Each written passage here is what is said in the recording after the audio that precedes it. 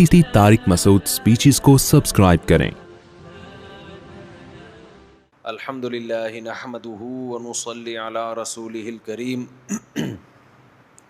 अम्मा बाद फ़अऊज़ु बिल्लाहि मिनश शैतानिर रजीम बिस्मिल्लाहिर रहमानिर रहीम इन्नहु लक़ौलु रसूलिन करीम वमा हुवा बिक़ौलि शाइरिन क़लीलन मा तुअमिनून वला बिक़ौलि काहिनिन क़लीलन मा तज़क्करून तंज़ीलुम मिर रब्बिल आलमीन वलौ तक़व्वल अलैना बअज़ल अक़ावील लअख़ज़ना मिन्हु बिल-यमीन सुम्मा लक़तअना मिन्हुल वतीन फमा मिनकुम मिन अहदिन अन्हु हाजिज़ीन व इन्नहु लतज़किरतुल लिलमुत्तक़ीन व इन्ना लनअलमु अन्न मिनकुम मुकज़्ज़िबीन व इन्नहु लहक़्क़ुल यक़ीन फसब्बिह बिस्मि रब्बिकल अज़ीम।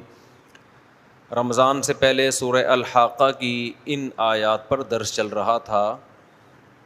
आज थोड़ा मुख्तसर बयान करूँगा और इन आयात को इंशाअल्लाह मुकम्मल करूँगा ताकि अगले हफ्ते से हम सूरह क़लम को शुरू कर सकें। जी, सूरह क़लम, ये तो सूरह अल-हाक़ा है ना। अच्छा, सूरह क़लम तो ख़त्म हो गई। सूरह मारिज को इंशाअल्लाह शुरू करेंगे हम।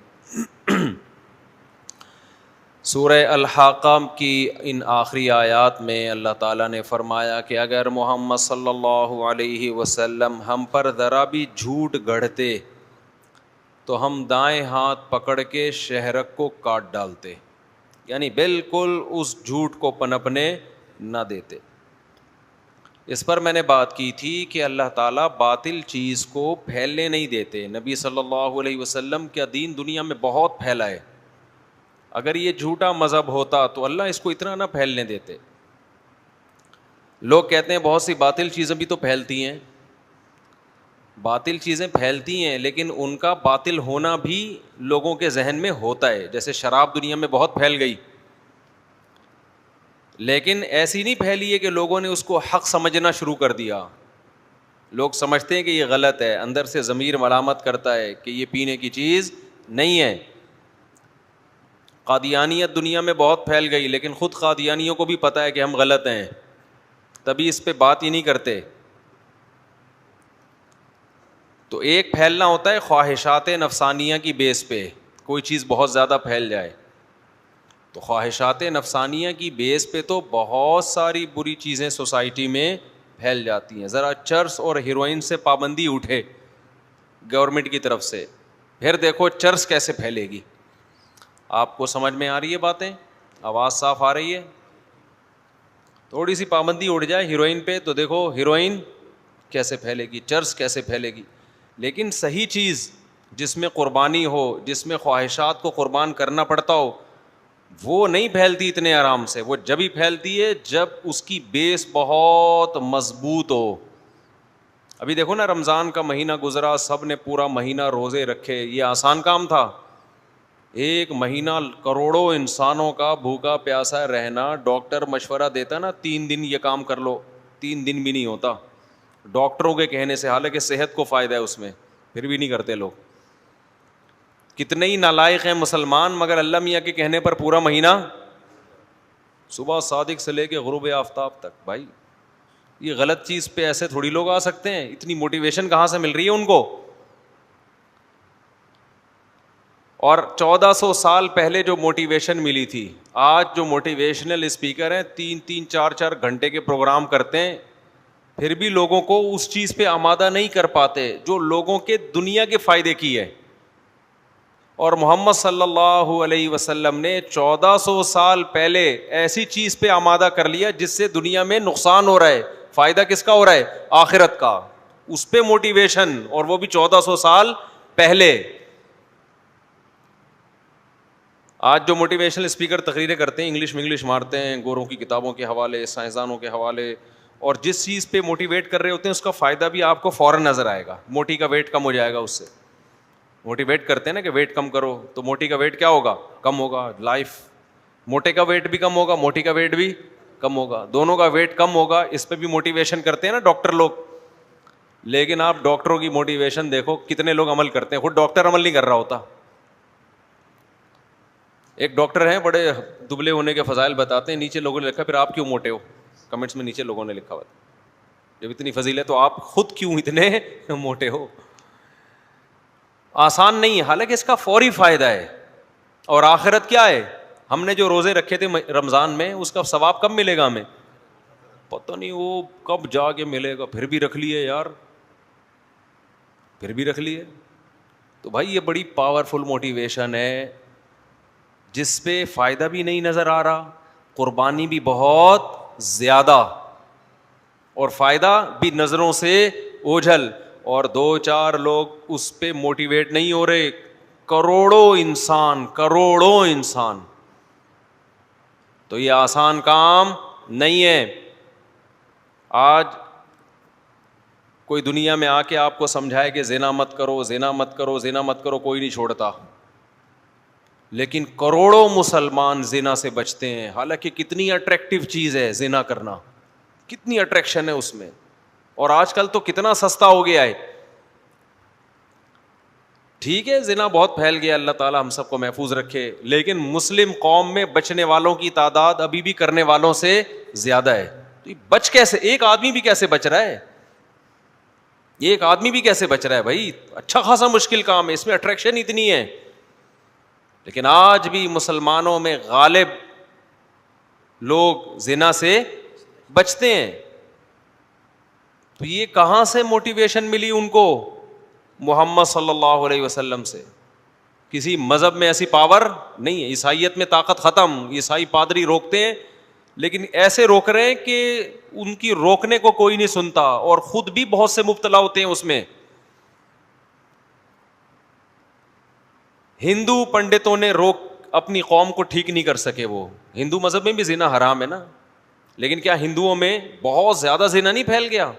اتنا پھیل گیا کہ girl friend boy friend culture اتنا پھیل گیا کہ اس کو برا سمجھنا چھوڑ دیا انہوں نے. یہ تو بھائی نارمل ہے بھائی, یہ تو سب کی ہوتی ہے گرل فرینڈ, سب کا ہوتا ہے بوائے فرینڈ, نارمل بنا دیا. بھنگیوں چماروں والے کام کو کیا بنا دیا, گدھے گھوڑے والے کام کو کیا بنا دیا. گدھے گھوڑا ہی ہے نا, فزیکل ریلیشن ہوتا ہے, اور کوئی نکاح بکا گدھے میں نہیں ہوتا. میں ایک جگہ ڈیفینس میں بیان کر رہا تھا, گدھے گھوڑے کی کتے کی بہت مثال دی میں نے نا. اچھا بعد میں ہمارے گارڈ نے بتایا کہ پیچھے چند سفید ریش بزرگ بیٹھے ہوئے تھے, وہ جب بھی آپ مثال دیتے تھے گدھے کی کہتے تھے استغفر اللہ استغفر اللہ, یعنی ناراض ہو رہے تھے میرے اوپر, یہ مسجد میں بیٹھ کے گدھے گھوڑے کی بات کر رہے ہیں. تو انہوں نے مجھے سمجھایا, بھائی استاد جی آپ تھوڑا سا آپ ذرا کچھ شائستہ لہجے میں کائنڈلی کر کے نا, ڈیفینس میں بیان ہو رہا ہے تو ذرا یہ باز بہت برا لگ رہا تھا ان کو. تو میں نے کہا یار زنا کے خلاف میں بول رہا ہوں, اور میں بول رہا ہوں کہ نکاح کرنا انسانیت ہے, اور عورت سے صرف فزیکل ریلیشن ہو, اپنی خواہش پوری کرنا بغیر شادی کے, یہ گدھے گھوڑے اور معذرت کے ساتھ کتوں کا کام ہے نا. اب کیا کریں, کتا تو منہ سے نکلے گا میرا, یا تو کتوں سے یہ کام چھڑوا لو آپ, کیا خیال ہے, گدھوں سے کتوں سے گھوڑوں سے یہ کام چھڑوا لو, تاکہ یہ گدھے گھوڑے کتوں کا کام رہے نہیں. کام گدھے گھوڑوں کتوں والا کر رہے ہو بھائی, اور میں اس کو بہت خوبصورت مثالوں سے میں بولوں کہ غیر اخلاقی حرکت ہے. غیر اخلاقی حرکت اتنا ہلکا لفظ زنا کے لیے, زنا کے لیے اتنا غیر اخلاقی کیا ہے بھائی, اتنا سا غیر اخلاقی کام ہے تو اللہ کیوں کہہ رہے 100 کوڑے مارو زانی کو, اور شادی شدہ زنا کرے تو پتھروں سے مار کے اس کو رجم کرو. اتنا ہلکا کام ہے, اللہ میاں تو اس سے زیادہ سخت سزا دے رہے ہیں, میں تو صرف گدھا کہہ رہا ہوں. کیا خیال ہے بھائی, تو گدھا پہنے پر بھی پابندی لگا رہے ہو. کہہ رہے مسجد میں گدھا نہ بولے, یعنی مسجد کے لیے پھر مسجد سے باہر ایک الگ بیان ہو کہ اصل میں تو یہ گدھے ہیں, مسجد میں آتا ہی اس کے کنیت چینج کر دی جائے, اس کا لقب کیا کر دیں چینج, کہ یہ وہاں میں گدھا بولوں گا, یہاں جیسے ہی آئیں گے تو ڈنکی بولوں گا میں ان کو, ڈاگ. تو اتنا زیادہ اس زمانے میں بہت زیادہ جو ہے وہ یہ جو گیٹ اپ ہے نا, بہت زیادہ اچھا بنانے کی ضرورت نہیں. تھوڑا سا گالیاں افورڈ کرنا سیکھیں. دیکھو ہمارے ایک دوست تھے ٹرک اسٹینڈ میں, میں وہ تو گالیاں والیاں نہیں دیتا الحمد للہ, صرف گدھے کی حد تک ہی رکھتا ہوں. اور کسی فرد کو نہیں کہتا کہ وہ گدھا ہے. کوئی خدا نخواستہ زنا میں مبتلا ہے تو میں کسی کا نام لے کے نہیں کہتا کہ یہ گدھا ہے. یہ میرے اندر جرت نہیں ہے اور نہ میں اس کا اپنے آپ کو اہل سمجھتا ہوں. یہ جرنلی ایک حکم بیان کیا جائے گا. بھائی کوئی کسی برائی میں مبتلا ہے, ہمیں کہ اللہ ہو سکتا ہے توبہ کی توفیق دے دے بھائی, ہم سے اچھا ہو وہ, تو ہم نام لے کے تھوڑی کہہ رہے ہیں, جنرلی ایک حکم بیان کر رہے ہیں. تو وہ ٹرک اڈے میں نا ہمارے ایک دوست تھے, ان کا ٹرک اڈے میں بڑا بزنس تھا, درجنوں مزدور ان کے تحت نا. اب وہ بڑے اچھے فیملی سے تعلق ان کا, تو ان سے کاروبار ہی نہیں ہو رہا وہاں پہ نا, مزدوری قابو میں نہیں آ رہے ان سے. تو کہتے ہیں میں نے ان سے پوچھا آپ کا بزنس چل کیوں نہیں رہا؟ انہوں نے کہا یار یہاں بزنس کے لیے ضروری ہے موٹی موٹی گالیاں ملازمین کو صبح و شام نکالو پھر ہلتے ہیں یہ. اب وہ تھے خاندانی آدمی, وہ ملازمین کو کہتے تھے آپ لیٹ کیوں پہنچ رہے ہیں, آپ یہ کائنڈلی یہ جو سامان ہے یہ اٹھا کے ٹرک پہ بولے رکھ دیں. تو مزدوروں کو نا اس اسٹائل کی عادت رہی نہیں تھی وہاں. تو کہہ رہے وہاں تو ہم دیکھ رہے ہیں وہ جو گالیاں, وہ جو بدتمیزی, پھر جا کے وہ کام کرتے ہیں. کہ جو لیڈر ہیں, جن کو آپ فالو کر رہے ہیں, ان کی دعوت میں جان ختم ہو گئی ہے. لوگ ان کی دعوتوں پہ یقین نہیں کر رہے. میں یقین سے کہہ دوں اب امریکہ قانون بنا دینا کہ بدکاری حرام ہے, بدکاری اللیگل ہے, زنا اللیگل ہے, پھر بھی لوگ کریں گے. دیکھو آج یورپ میں قانون بن جائے, امریکہ میں قانون بن جائے کہ شراب اللیگل ہو گئی ہے, کتنے لوگ چھوڑیں گے؟ نہیں چھوڑیں گے لوگ. ہڑتال ہو جائے گی, اسٹرائک ہو جائے گی, لوگ بغاوت پہ اتر آئیں گے. لیکن محمد صلی اللہ علیہ وسلم نے ایک اعلان کیا تھا. قرآن کی ایک آیت نازل ہوئی, آپ نے پڑھ کے سنا دی, یا ایھا الذین آمنوا انما الخمر, ادھر توجہ, یا ایھا الذین آمنوا انما الخمر والمیسر والانصاب والازلام رجس من عمل الشیطان فاجتنبوہ. عرب لوگ شراب کے ایسے عادی تھے, اور جس قسم کی شرابیں پی جاتی تھی نا, آج اتنی پاورفل شرابیں نہیں پی جاتی. بالکل دیسی شراب ہوتی تھی, نیچرل, انگور اور کھجور کی. آج بھی ماہرین کہتے ہیں جو انگور اور ابے ایسا نہ پینا شروع کر دیں کہ تو فضائل سناؤ نا مجھے یہ بھی ڈر لگ رہا ہوتا ہے کہ بہت پاورفل ہوتی انگور اور کھجور کی شراب. اسی کو خمر کہا جاتا تھا, اصل میں خمر کہا ہی اس کو جاتا تھا. تو اس کا خمیر بنتا تھا, اور پھر اس میں پتہ نہیں کیا کیا پروسیس ہوتا تھا اب نہیں ہے. تو آپ کہیں گے اب بھی ہے تو بتائیں کہاں ہوتا ہے. تو وہ اتنی خطرناک شراب ہوتی تھی, اس کی اصل لت پڑتی تھی. عرب اس کے عادی تھے, چند بہت آٹے میں نمک کے برابر لوگ اس سے ایوائڈ کرتے تھے, بچتے تھے. ایک حکم آیا اسلام کا, انما الخمر والمیسر والانصاب والازلام رجس. ایمان والو شراب, جوا, پانسا, یہ سب کیا ہے؟ ناپاک, پلید. فاجتنبوہ, چھوڑ دو اس کو. یہ بھی نہیں اللہ نے کہا نہیں بچے تو میں جہنم کی آگ میں پھینک دوں گا, ایسی وعیدیں بھی نہیں. اے ایمان والو اگر تم نے آئندہ شراب کا ایک قطرہ پیا تو میں آگ میں ڈال دوں گا, نہ. ایک آرڈر آیا ہے, یہ پلید ہے, ناپاک ہے, فاجتنبوہ, چھوڑ دو اس کو. بعض لوگوں کو ایک اشکال ہوا کہ اس کے فائدے بھی تو ہیں, اس کے کچھ فائدے بھی تو ہیں شراب کے, وقتی طور پہ جسم میں طاقت آتی ہے. تو قرآن نے اس کا جواب دے دیا, اثمہما اکبر من نفعہما. اللہ نے فرمایا اس میں اگر کچھ فائدے ہیں تو خدا کی نافرمانی کا جو گناہ ہے نا وہ اس کے فائدوں سے بڑھ کر ہے. اس بحث میں نہ پڑھو کہ فائدے ہیں کہ نقصان ہے, ایک نیا ٹاپک چھڑ جاتا نا, حالانکہ اصل میں تو فائدے نہیں ہے نقصان ہی ہے. لیکن اللہ نے فائدے نقصانات کو گنوایا ہی نہیں, ورنہ موٹیویشنل اسپیکر جب کسی چیز کو غلط ثابت کرتا ہے تو غلط ثابت بھی کرے گا, اس کے نقصانات پہ پوری ڈاکومنٹریز پیش ہوں گی, سائنسدانوں کے حوالے پیش ہوں گے, یہ باڈی میں جا کے یہ کرتی ہے, پھر یہ ہوتا ہے, پھر یہ ہوتا ہے, اس سے ہارمونز ڈسٹرب ہوتے ہیں, اس سے ایسیڈیٹی بڑھتی ہے, اور پتہ نہیں کیا کیا, اس سے پھر اتنے جرائم ہو گئے, اس سے دنیا میں دیکھو اتنے ایکسیڈنٹ ہوئے, اتنے لوگ قتل ہوئے. اگر آپ ڈیٹا نکالو نا شراب کی وجہ سے کتنے بے گناہ لوگ قتل ہوئے ہیں, وہ ڈیٹا ہی انسان کے رونگٹے کھڑے کر دینے کے لیے کافی ہے کہ ابے اتنے لوگ مرتے ہیں پھر بھی اللیگل کیوں نہیں کرتے اس کو. ہمارے ایک دوست نے بتایا لندن میں ایک شرابی نکلا, پی ہوئی تھی, ٹن تھا, وہیں کسی خاتون کے منہ پہ مکہ مارا، بتی سی باہر بلا وجہ، پینے کی وجہ سے محترم کو پتہ ہی نہیں چلا کہ ہوا کیا ہے. تو یہ ہوتا رہتا ہے بھائی، پی لی تو پینے کے بعد کچھ بھی ہو گیا، مار دیا، پیٹ دیا، کوٹ دیا. تو اب وہ کوئی بڑا کیس بھی نہیں بنتا کہ جی پیا ہوا تھا، دماغ کام ہی نہیں کر رہا تھا. اتنے بڑے بڑے جرائم دنیا میں ہوئے ہیں تو انلیگل ہونی چاہیے نا. اس کا فائدہ کیا ہے بھائی؟ کوئی فائدہ نہیں ہے. نقصانات کتنے زیادہ، مگر دنیا میں انلیگل کیوں نہیں ہے؟ ان کو پتا ہے انلیگل کیا مانے گا کوئی نہیں، مزہ اتنا ہے اس میں. تو یونائٹڈ نیشن نہیں پابندی لگوا سکتی اس کے اوپر، امریکہ نہیں لگا سکتا، اتنی بڑی بڑی طاقتیں، یورپ نہیں لگوا سکتا، یو کے نہیں لگوا سکتا، جرمنی نہیں لگوا سکتا، فرانس نہیں لگوا سکتا پابندی، انڈیا نہیں لگوا سکتا. اتنے بڑے بڑے کنٹریز نہیں لگوا سکتے. لگائی تو کس نے؟ ایک یتیم محمد ابن عبداللہ، جن کو نہ لکھنا آتا تھا، نہ جن کو پڑھنا، نہ جن کے پاس کیلکولیشن تھی کہ آپ نے صحابہ کو موٹیویٹ کرنے کے لیے کیلکولیشن پیش کی ہو کہ دیکھو اس شراب کی وجہ سے اتنے لوگ دنیا سے قتل ہوئے ہیں، اتنے لوگ ڈپریشن کے مریض بنے، اتنے لوگوں نے خودکشیاں کی، اتنے لوگوں نے یہ کیا، اتنے لوگ کوئی نقصانات کی وجہ سے جگر پہ کہیں قرآن میں لکھا ہے کہ شراب پینے سے جگر خراب ہونے کا خطرہ ہوتا ہے؟ کہیں ہے؟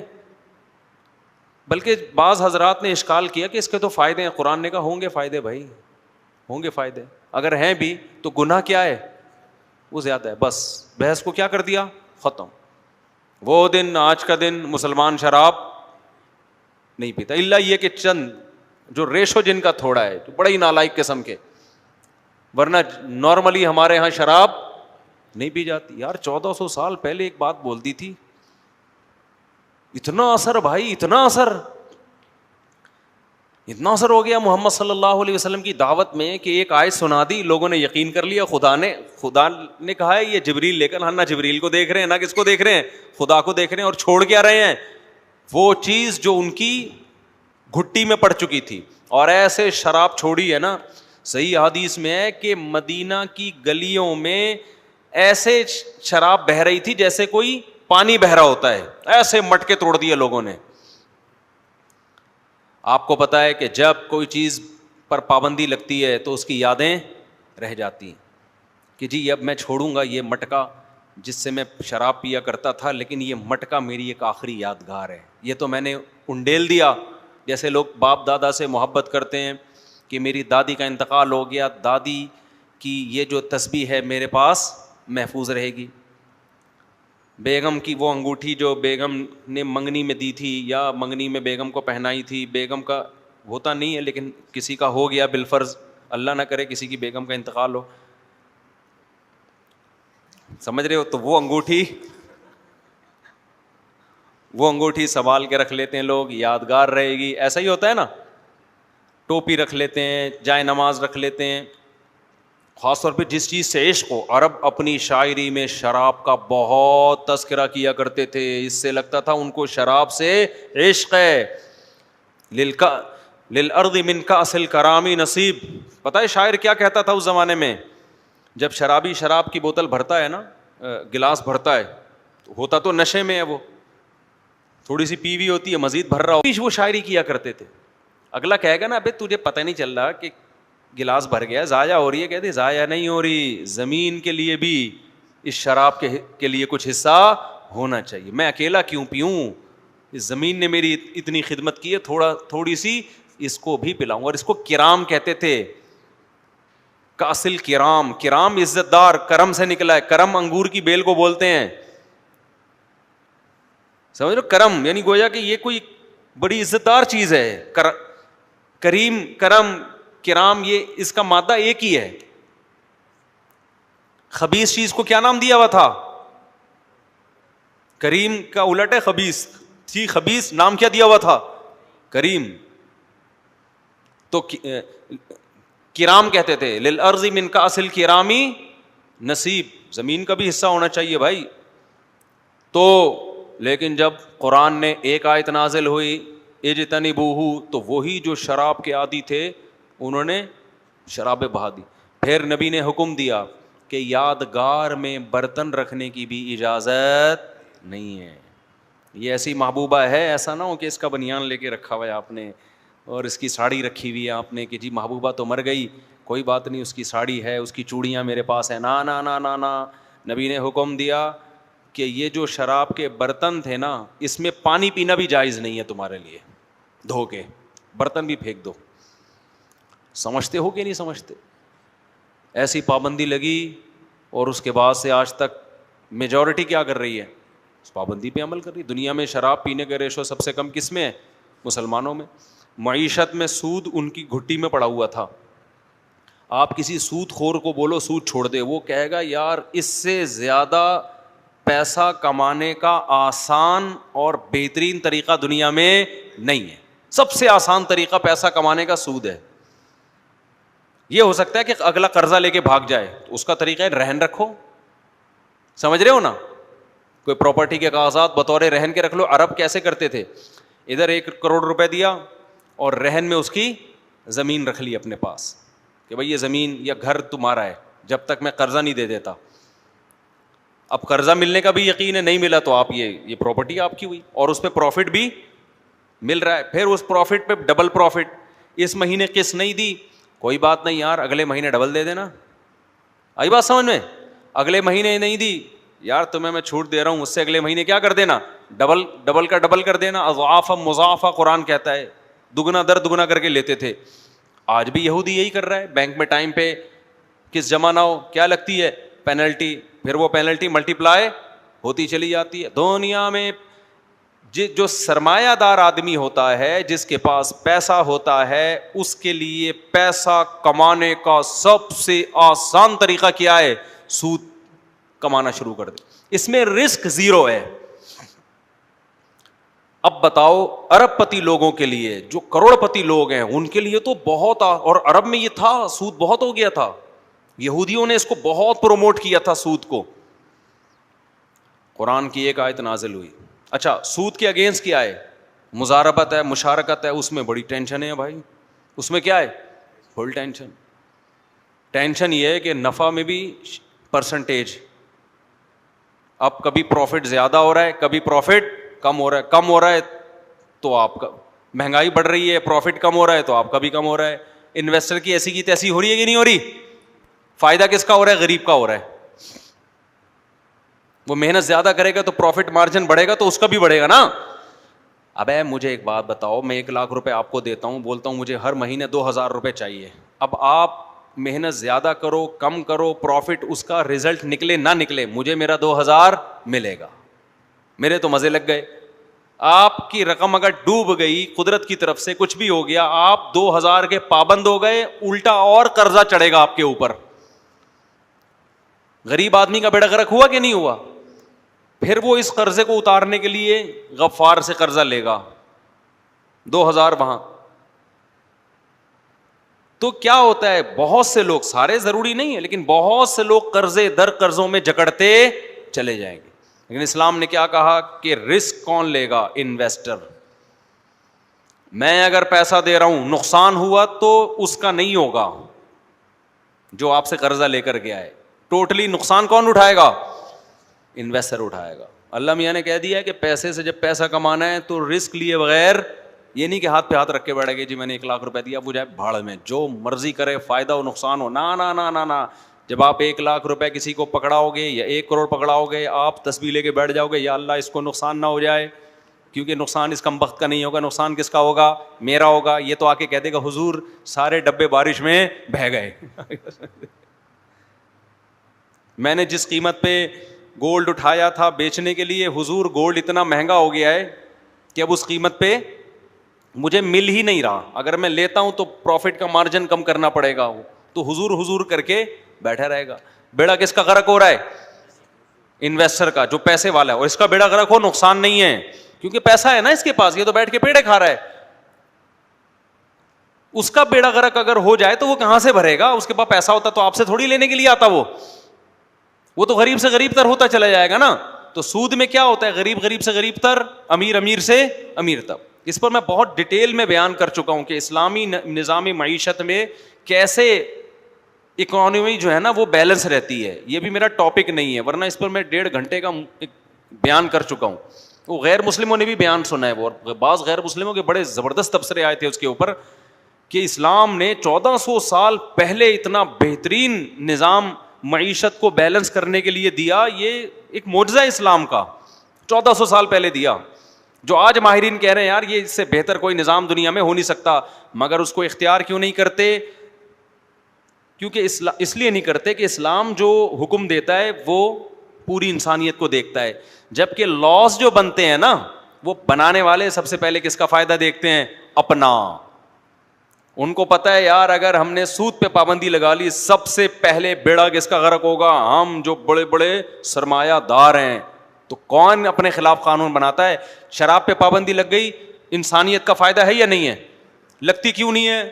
جو لگانے والے اسمبلی میں وہ سارے پی کے آئے ہوتے ہیں, کہیں گے یار ہم نے تو پیے بغیر ہمارا تو اسمبلی کا اجلاس نہیں ہوتا.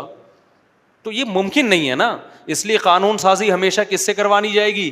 خدا سے, جو انسانوں سے بالاتر ہے, وہ سب کا دیکھتا ہے, چند لوگوں کے مفاد نہیں دیکھتا وہ. تو محمد صلی اللہ علیہ وسلم نے اعلان کر دیا. دیکھو آپ صلی اللہ علیہ وسلم تو بہت اقلیت میں تھے نا, آپ کو کیا ضرورت تھی سود پہ پابندی لگانے کی ہے؟ آپ کو کیا ضرورت تھی شراب پہ پابندی لگانے کی؟ جو باطل آدمی ہوتا ہے, آپ سیاستدانوں میں دیکھ لو, سیاستدان ووٹ لینے کے لیے, اپنے فینس کو بڑھانے کے لیے لوگوں کے مخالف بات کرتے ہیں یا لوگوں کی جو ضرورتیں ہیں ان کو پورا کرنے کے ان سے وعدے کرتے ہیں؟ بتاؤ, وعدے کرتے ہیں نا. کبھی آپ نے ایسا سیاستدان دیکھا جو شرابیوں میں تقریر کر رہا اور کہہ رہا آپ مجھے ووٹ دیں میں سب سے پہلے شراب بند کرواؤں گا؟ اس کو پتا ہے شرابی مجھے ووٹ نہیں دیں گے. تبھی یورپ امریکہ میں جو ووٹ لیے جاتے ہیں اس میں شراب زنا کا ذکر نہیں ہوتا کہ آپ ہمیں ووٹ دیں ہم زنا پہ پابندی لگا دیں گے, گدے گھوڑوں والا کام ہے, لوگ دیں گے ہی نہیں ووٹ. اب تو کیا بات کر رہا ہے یار, سب میری گرل فرینڈ اور میں تو تجھے نہیں دیں گے, لوگ یہ کہیں گے نا. آپ گٹکے والوں میں تقریر کر رہے ہو مجھے ووٹ دو میں گٹکوں پہ پابندی, گٹکے والا کہے گا بھائی تو گٹکا کھا لیتا نا تو ایسی باتیں نہ کر, یہ سب گٹکا نہ کھانے کی وجہ سے ہوتا. ہمارے نبی پوری دنیا کا ویژن آپ کو دیا گیا, پوری دنیا میں اسلام کو غالب کرنا ہے. اب لوگوں کو اپنا ہمنوا بنانا ہے, سب سے پہلے اپنا فالوورز بنانا ہے, تو اس کے لیے تو وہ بات کرنی چاہیے نا جس میں لوگ اس کو ایکسیپٹ کریں. لوگوں کی خواہشات آپ چھڑوائیں گے تو لوگ تو آپ سے کٹیں گے نا, کیا خیال ہے؟ لیکن آپ کیا کہہ رہے ہیں بھائی میں اللہ کا نبی ہوں شراب چھوڑ دو, تبھی تو مشرکین آ نہیں رہے دین کی طرف. بھائی شراب چھوڑنی پڑے گی, بھائی یہ کیسا دین ہے یار؟ زنا چھوڑنا پڑے گا, بھائی یہ کیسا دین ہے؟ سود چھوڑنا پڑے گا, بھائی یہ کیسا دین ہے؟ بت پرستی چھوڑنی, ساری چیزیں عرب کے اگینسٹ جا رہی ہیں. یہ فرق ہوتا ہے ایک پیغمبر میں اور ایک سیاسی لیڈر میں. آج کل کے بھی موٹیویشنل اسپیکر میں دیکھتا ہوں وہ کبھی وہ بات نہیں کرتے جو ان کی عقل ٹھیک کہہ رہی ہوتی ہے, وہ ٹھیک بھی اسی کو کہتے ہیں جس کو پبلک ٹھیک سمجھتی ہے, اس پہ موٹیویٹ کر رہے ہوتے ہیں. تبھی واہ واہ واہ واہ سبحان اللہ لوگ لگا رہے ہوتے ہیں, انگلش میں سبحان اللہ کہہ رہے ہوتے ہیں, ویری گڈ, زبردست, کلیپنگ ہوتی ہے. حالانکہ بہت سی چیزیں ان کی عقل کہتی ہے کہ یہ غلط ہے, لیکن ان کو پتا ہے اگر ہم نے یہ کہنا شروع کر دیا تو جو لوگ ہماری اسپیچ سننے کے لیے آئے ہیں وہ مارکیٹ سے شارٹ ہو جائیں گے, وہ نہیں کریں گے کبھی. بہت سی چیزیں ہیں جو 2 اور 2 4 کی طرح غلط ہیں, مگر آج کے موٹیویشنل اسپیکر ان کو غلط نہیں کہتے. وہ کہتے ہیں اتنا اچھائی کو پروموٹ کرو, اس اچھائی کو پروموٹ کرو جس کو لوگ عملاً اچھا سمجھتے ہوں. سمجھتے ہیں بات کو, جس کو لوگ کیا سمجھتے ہوں, پریکٹیکلی سمجھتے ہوں کہ یہ اچھا ہے.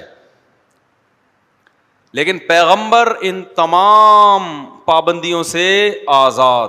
ابراہیم علیہ السلام نے جب دعوت دی نا کہ ان پتھروں کے بتوں کے سامنے مت جھکو, تو قوم نے کیا کہا کہ اے ابراہیم کیا آپ سیریسلی ایسا کہہ رہے ہیں, امنت من اللاعبین, یا مزاح کر رہے ہیں؟ لوگوں کو یقین نہیں آیا کہ یہ کیسی بات کر رہے ہیں. اس کی مثال ایسے جیسے آپ نے کوئی ورکشاپ کی اور موٹیویشن کی ایک تقریر رکھی, اس میں سب اپنی اپنی گرل فرینڈس کے ساتھ پہنچ گئے نا. اب آپ کہہ رہے ہیں کہ گرل فرینڈ مت رکھو, تو لوگ بولیں گے سر آپ مذاق کر رہے ہیں, یہ سیریس ہے, مذاق کر رہے ہیں؟ کیونکہ یہ ایسا مذاق, وہ کسی نے نا اس عید سے ایک دن پہلے نا وہ چلا دیا, یہ دفعہ تو 29-30 روزے ہوئے نا, شکر کرو 30 ہو گئے پورے, ورنہ اس دفعہ میرا خیال تھا کہ پورا ایک بیان داغ دوں گا میں, کیونکہ چاند کا وجود ہی نہیں تھا, بالکل ناممکن تھا اس کا نظر آنا. تو جہاں بھی نظر آیا ہے نا, تھا ہوا نہیں کہیں بھی دنیا میں, جہاں بھی نظر آیا نظر آنا ممکن ہی نہیں ہے. کسی بھی فلکیات کے ماہر سے پوچھ لیں, وہ کہہ رہا ہے ممکن ہی نہیں تھا نظر آنا. اب خیر جہاں ہم پوری دنیا کے تو ٹھیکہ ہم نے لیے, شکر کرو انہوں نے 30 پورے کروا دیے. تو خیر ورنہ بہت ہی مسئلہ کھڑا ہو جاتا ہے اس دفعہ تو خیر وہ خبر چلی کہ جی 29 کو نا جیو نیوز چلی کہ چاند نظر آ گیا, کل عید ہے. میرا میٹر گھوم گیا, میں نے کہا یار یہ کیا مذاق ہے. آگے لگا کہ 2022 کی نیوز ہے یہ, پھر آگے لکھا تھا کیسا لگا میرا مذاق, وہ آتا ہے نا. میں نے کہا بدتمیز آدمی, بہت برا لگا تیرا مذاق. یوٹیوب پہ کوئی کلپ چل رہا تھا. تو یہ عجیب ٹک ٹاک کی دنیا بھی عجیب ہے یار, جس کو جو منجن ملتا ہے وہ مارکیٹ میں پارسل کر دیتا.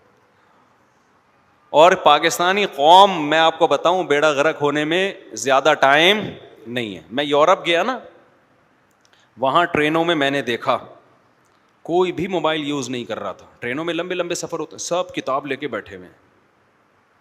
سب کیا لے کے بیٹھے ہوئے ہیں, اسٹڈی کر رہے ہیں. کوئی اپنے لیپ ٹاپ پہ کام کر رہا ہے.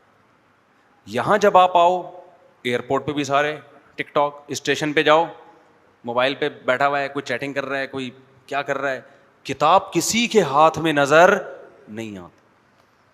یار فیوچر میں ہمارا بنے گا, ہم تو جاہل ہو جائیں گے میرے بھائی, بالکل فارغ ہونے والے ہیں ہر چیز سے. حکومت کو پر لازم ہے اس قوم کو سنبھالے, برباد ہو رہی ہے قوم یہ. اللہ حفاظت کرے, ہمارا بنے گا کیا یار. اتنا پیچھے چلے جائیں گے نا ہم ایجوکیشن میں. اس شہر سے اپنے آپ کو نکالو میرے بھائی. کبھی کبھار ٹھیک ہے, میں یہ نہیں کہہ رہا بالکل ہی صوفی بن کے بیٹھ جائیں آپ, کبھی جائز چیزیں نیٹ پر کبھی کبھار ایک ٹائم کی پابندی کریں, اس سے زیادہ نہیں الجھنا بھائی, نہ یوٹیوب پہ نہ واٹس ایپ پہ. ورنہ چلے جاؤ واٹس ایپ پہ, السلام علیکم, وعلیکم السلام, کیا حال ہے, کیا کر رہے ہو, عید کیسی گزاری, فلانا کے, اتنی لمبی لمبی فالتو چیزیں یار. خیر تو بیڑا غرق ہو جائے گا ہمارا. تو وہ ان کو میں نے دیکھا یار سارے اپنا اسٹڈی کر رہے ہیں. کہیں کسی کی کوئی کال آ گئی تو کہیں کونے میں جا کے نا بات کر رہے, کوئی شور شرابہ نہیں, تاکہ اسٹڈی میں لوگ ڈسٹرب نہ ہو. گورے یہ کر رہے ہیں, اسٹڈی میں کوئی ڈسٹرب نہ ہو. اور ہمارے یہاں ایک مچھلی بازار بنا ہوا ہوتا ہے. سفر جب کرو نا, پڑھنے کے علاوہ ہر کام ہو رہا ہے الحمدللہ. پڑھائی کے علاوہ کیا, ہر کام ہو رہا ہے. اللہ کے بڑا فضل ہو گیا. خیر کتابوں کی عادت ڈالو, زندگی بڑی مزے کی گزرتی ہے اس سے. اچھا خیر میں آگے چلتا ہوں. تو میں یہ کر رہا تھا کہ دیکھو نبی صلی اللہ علیہ وسلم نے وہ باتیں کی جن کو چھوڑنا مالداروں کے لیے سب سے زیادہ مشکل. حالانکہ انسان چاہتا ہے کہ سب سے پہلے مالداروں کے حق میں کوئی ایسی بات کروں, غریبوں کو جائے ایک طرف رکھو. لیکن آپ کی جو تعلیمات ہیں اس کی سب سے زیادہ زد پڑ کس پہ رہی تھی, مالداروں پہ, جن پہ شراب پی, جن کے پاس شراب کے پیسے بھی دوسروں سے زیادہ, جو پیسہ دے کے سود لیتے تھے, ان کے حق, ان کے خلاف قوانین ہو رہے ہیں. آج غریبوں کی بات کرنے والے سیاستدان بہت ہیں. قانون سازی ایسی کریں جس سے غریب کو فائدہ ہو. یہ قانون سازی نہیں ہوتی ہمارے یہاں. قانون سازی میں ہمیشہ مالدار کا مفاد دیکھا جاتا ہے. تو یار کیسی بڑی بات. میں ابراہیم علیہ السلام کا سنا رہا تھا نا, ابراہیم علیہ السلام سے انہوں نے کہا کہ آپ سیریس ہیں یا آپ مزاح کر رہے ہیں. ابراہیم علیہ السلام نے کیا کہا, ربکم رب السماوات والارض, بھائی جس نے بنایا وہ تمہارا رب ہے, تم ان پتھروں کے بنے ہوئے بتوں کے سامنے کیوں جھکتے ہو. یہ فرق ہے ایک حقیقی لیڈر میں. حقیقی لیڈر قوم کو اپنے پیچھے چلاتا ہے, اور 2 نمبر لیڈر دیکھتا ہے کہ قوم جدھر کو جا رہی ہے اس کے آگے آ کے کھڑا ہو جائے. قوم نے ایک پہلے سے ہدف بنایا, ہم نے ادھر جانا ہے, تو وہ کیا کرتا ہے, کسی نہ کسی کو تو لیڈر بننا پڑے گا. ادھر جا رہے ہیں تو میں نمبر لینے کے لیے میں آگے ہو جاتا ہوں. لہذا وہ قوم کو کہتا ہے کہ تم جدھر جانا چاہتے ہو میں تمہیں وہاں لے کے جاؤں گا. تو لوگوں کو جس پہ یقین آ جائے کہ یہ لے کے جائے گا تو لوگ اس کو اپنا باپ بنا لیتے ہیں. سمجھتے ہو. اور علماء جو اہل حق علماء ہیں, پیغمبر, ان کا کام کیا ہوتا ہے, یہ نہ دیکھو کہ لوگ کدھر جا رہے ہیں, یہ دیکھو کہ صحیح راستہ کیا ہے, لوگوں کو اس پہ موڑنا شروع کرو. میں نے جب 4 شادیوں کی باتیں شروع کی نا, تو لوگ مجھے کہتے تھے آپ کی بہت مخالفت ہوگی, کوئی آپ کا بیان نہیں سنے گا, سب مخالف ہو جائیں گے, عورتیں دشمن ہو جائیں گی. میں نے کہا میرے بھائی ہم مولوی اس لیے بنے ہیں کہ جدھر کو لوگ جا رہے ہیں ہم ان کو وہاں لے جائیں کہ میں لیڈر بنتا ہوں, آپ چاہتے ہو دوسری شادی پروموٹ نہ ہو, میں دوسری شادی کے خلاف تقریریں کروں گا. آپ بولو جو کام ہم سوسائٹی میں پروموٹ کرنا چاہتے ہیں ہمیں ایک بندہ اس کے لیے بہترین مل گیا ہے, تو میں تو ایسا نہیں کر سکتا. ہم تو یہ کریں گے کہ بھائی لوگ جدھر کو جا رہے ہیں ہم ان کو بتائیں گے کہ صحیح جا رہے ہو یا غلط جا رہے ہو. جہاں جہاں صحیح جا رہے ہیں وہاں ان کو موٹیویٹ کریں گے, اور جہاں غلط جا رہے ہیں اس رخ موڑنے کی کوشش کریں گے. تو پیغمبروں کے برحق ہونے کی سب سے بہترین دلیل کیا ہوتی؟ دیکھو پادریوں نے جو عیسائیت کا بیڑا غرق کیا وہ اسی بیس پہ کیا ہے. پادریوں نے جو عیسائیت کا بیڑا, جب پادریوں نے دیکھا نا کہ عیسائی لوگ خواہشات نفسانیہ کے غلام بن رہے ہیں اور ادھر جا رہے ہیں ادھر جا رہے ہیں, مذہب سے بیزار ہو رہے ہیں, تو انہوں نے کیا کیا, مذہب میں چینجنگ شروع کر دی. مذہب میں چینجنگ, پہلے تو سود پر فتوے دینا شروع کر دیے. ایکچولی ضرورت تو جنگ عظیم میں نا بہت زیادہ قحط وحط پڑ گئے تھے, کھانے وانے کو نہیں تھا, تو سور ان کی سوسائٹی میں بہت تیزی کے ساتھ, خنزیر جو ہے نا بہت زیادہ آنا شروع ہو گیا. پہلے بھی کھاتے ہوں گے کچھ چھپ چھپا کے, لیکن پھر تو بہت. حالانکہ اسلام نے حرام کھانے کی اجازت کس صورت میں دی؟ جب مرنے لگو. بالکل پہلے سے ایسا ہی ہے کہ جب مرنے لگو تو جان بچانے کے لیے دو نوالے. سوسائٹی میں ایسا خنزیر پھیلا ہے کہ اب تو پتہ نہیں کوئی پادری حرام کہتا بھی ہے کہ نہیں کہہ رہا, میرے علم میں نہیں ہے. حالانکہ ان کا مذہب قدیم یہی ہے کہ خنزیر کیا ہے, حرام ہے. شراب آہستہ آہستہ تو پہلے تھوڑی گنجائش دی ہوگی, 2 گھونٹ پینے سے کچھ نہیں ہوتا جب تک نشہ نہ پہنچے, وغیرہ وغیرہ جو بھی ان کی تعویلات ہوں گی. یہاں تک کہ عیسائیت ختم ہوتے ہوتے ہوتے ہوتے 2-4 چیزیں رہ گئیں. ایک ہومو سیکچولیٹی عیسائیت میں ناجائز تھی, اب بھی ناجائز ہے وہ. لوط علیہ السلام کا واقعہ لکھا ہے نا تورات انجیل میں, لیکن اس میں بھی پادری اتنے براڈ مائنڈڈ بن گئے, اتنے براڈ مائنڈڈ کہ چند سال پہلے نا ایک پادری نے باقاعدہ ملاقات کی تھی اس شخص سے جو ہومو سیکچولیٹی کو سوسائٹی میں پروموٹ کر رہے ہیں. ملاقات کر کے نا آپس, میں نہیں کہہ رہا کہ پادریوں نے اس کو حلال کر دیا ہے, اب تک نہیں کیا ہے, لیکن چینجنگ کرتے کرتے نا اتنی نرمی ہو گئی ہے, اتنی نرمی ہو گئی ہے کہ اب دعوت میں وہ جان نہیں رہی جو پہلے تھی. کیوں بھائی؟ جو بچے کچھ لوگ ہیں نا وہ بھی ہمیں چھوڑ دیں گے. اب کیا رہ گیا عیسائیت میں؟ اخلاقیات. سب کچھ ختم ہو گیا, کیا باقی رہ گیا؟ اخلاقیات. جو یونائٹڈ نیشن بھی کہتی ہے کہ اخلاقیات کیا ہونے چاہیے؟ اچھے. اخلاقیات کو ایکسپلین کیسے کریں گے؟ اخلاقیات کی ڈیفینیشن کیا ہے؟ وہ عیسائیت سے نہیں پوچھتے, وہ بھی کلچر سے پوچھتے ہیں.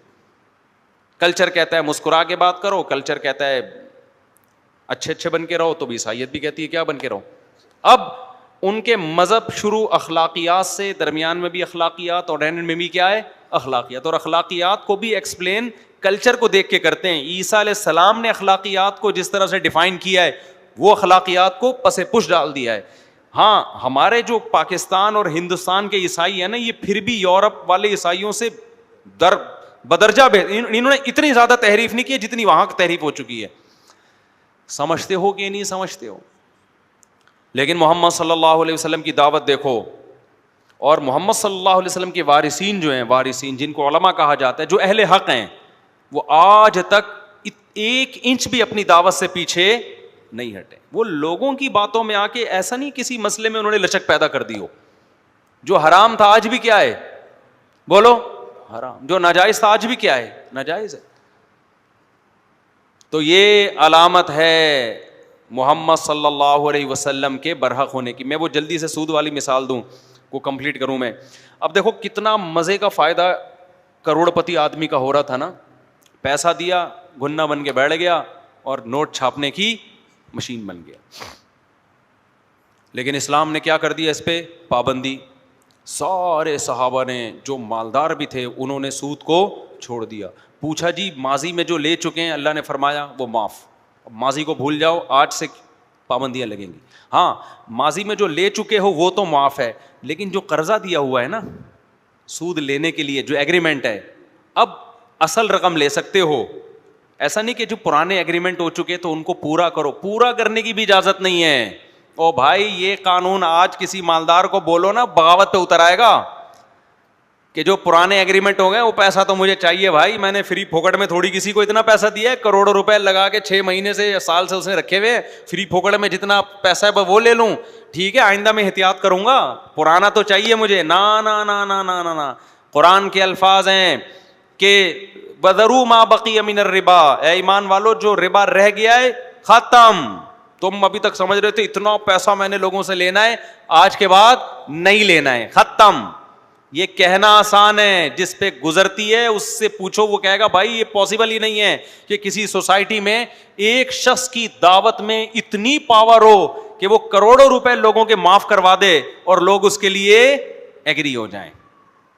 سمجھتے ہو کہ نہیں؟ اور سود تو ایسی چیز ہے جس پہ صحابہ نے اعتراض ہی نہیں کیا, اس پہ تو مشرکین مکہ نے اعتراض کیا کہ یہ کیسا اسلام آیا ہے دنیا میں جو سودی لین دین کو حرام کر رہا ہے, تو پیسے سے تو پیسہ کمایا جاتا ہے, تجارت میں بھی ایسا ہی ہے. اس میں بھی اللہ نے لمبے چوڑے اشکالات کے جوابات نہیں دیے. بھائی مشرکین نے نا پروپیگنڈا شروع کر دیا, انما البیع مثل الربا. آپ لوگ کی سمجھ میں بیان آ بھی رہا ہے کہ نہیں آ رہا ہے؟ مشرکین نے پروپیگنڈا شروع کر دیا, انما البیع مثل الربا.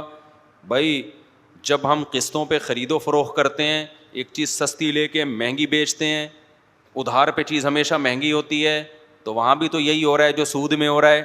سود میں بھی آپ پیسہ دے رہے ہیں, بھائی 1 مہینے بعد پیسے پہ پیسہ ملے گا تو زیادہ ہی ملے گا نا. یہ تھوڑی 1 لاکھ, یعنی عجیب وہ ان کا سوال یہ تھا, 1 لاکھ کی چیز خریدی ہم نے اور ادھار پہ 1.5 لاکھ کی بیچ دی, یہ جائز ہے؟ وہی 1 لاکھ اگر ہم نے 1.5 لاکھ کے بیچ دی ہے تو یہ ناجائز ہے. یہ تو کھوپڑی میں آنے والی بات ہے ہی نہیں. لیکن ان کے اس پروپیگنڈے سے صحابہ متاثر نہیں ہوئے, حالانکہ بظاہر کتنی مضبوط بات تھی یہ. ارے آج آپ کسی کو حکم دو اپنے کروڑوں لاکھوں روپے چھوڑ دے, کہے گا نہیں چھوڑوں گا. دلیل کیا ہے؟ وہ کہ دلیل یہ کہ اللہ کا حکم ہے. آپ کو بھائی اللہ تو بڑا حکمت والا ہے, بلا وجہ کے حکام کیوں دے گا, اس میں حکمت کیا ہے؟ آپ بولو کو حکمت کچھ نہیں, بس اللہ کا حکم ہے. اور مشکل ہو جائے گا نا چھوڑنا, یار اتنا مشکل حکم پر عمل ہو رہا ہے یار, یہ پتہ نہیں ایسا تو نہیں محمد صلی اللہ علیہ وسلم اپنی طرف سے کہے جا رہے ہیں, کوئی ریزن تو بتاؤ اس کی. کیا اللہ کو کیا اس میں معاذ اللہ پریشانی ہے کہ میں 1 لاکھ روپے دوں, اس کی بھی ضرورت پوری ہو گئی اور میں نے اس کی ضرورت پوری کرنے کے 20,000 روپے لے لیے, تو اس میں کیا جا رہا ہے؟ اس کا بھی فائدہ, میرا بھی فائدہ. تجارت میں بھی تو ایسا ہی ہوتا ہے نا, دونوں پارٹیوں کا فائدہ ہے. چلو زنا میں تو ہم کہتے ہیں دونوں اپنی رضا سے کر رہے ہیں, مگر فیملی سسٹم تباہ ہو رہا ہے اس سے, ولد الزنا بچے پیدا ہو رہے ہیں. اس میں کیا ہو رہا ہے بھائی؟ اور غریب بھی راضی ہے, میں دوں گا بھائی, مجھے 1 لاکھ روپے دے دے, اللہ کی قسم میں 2,000 تجھے اس پہ سود دوں گا. چلو زیادہ حرام کر دیتا, تھوڑا سود کو اسلام جائز کر دیتا. مشرکین کہتے تھے عجیب بات ہے, 1 لاکھ کی ہم ایک چیز خریدیں 1.5 کروڑ کی بیچیں, اس پہ اسلام کو اعتراض نہیں ہو رہا, حالانکہ اس میں تو غریب کا بیڑا غرق ہو رہا ہے بظاہر.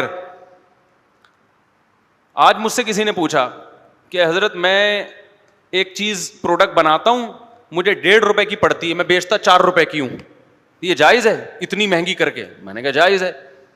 کہہ رہے کیوں, اس میں اگلے کا نقصان نہیں ہے؟ میں نے کہا نقصان جب ہے جب وہ تم سے خریدنے پر مجبور ہو, وہ آپ سے نہ خریدے, وہ دوسری دکان سے خرید لے. کہہ رہے ہاں یہ تو ہے, وہ وہاں سے خرید لے گا. میں نے کہا آپ خود ہی کم بیچنے پہ مجبور ہو جاؤ گے. نہیں بھی مجبور ہوتے تو آپ کی چیزیں آپ بولو میں دیتا ہی نہیں. میں اگر یہ پگڑی بولوں میں 5 ارب کی بیچ رہا ہوں, تو آپ بولو گے یار یہ تو ظلم ہے, یہی بولو گے نا. کیا خیال ہے, کون چاہتا ہے اپنے اوپر ظلم ہو؟